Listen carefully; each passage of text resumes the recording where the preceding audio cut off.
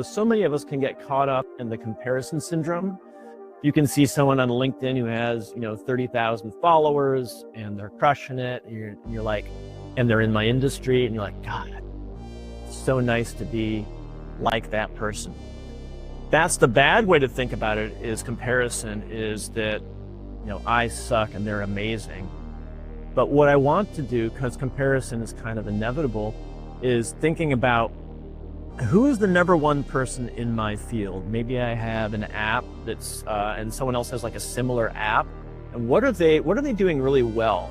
Or maybe I have an AI company and I'm streamlining businesses, and let me find someone in my industry whom I really admire and they're crushing it. And what are they doing well? What is their messaging, right? What's unique about them? What makes their product or service amazing? And I'm going to get a little jealous right now. I want to actually activate that natural human tendency that we have, is to chase bigger and better things. And again, don't get caught up in, I don't have as much as them, and, I'm not worthy. You want to be like using that hunger, like, I want to beat you, dude, but I want to beat you in the way because I want to get better. The original word competition comes from the Latin competere, which originally meant striving together.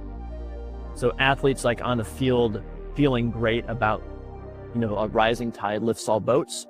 That's the original meaning of competition. So I want you to use your competition to your advantage.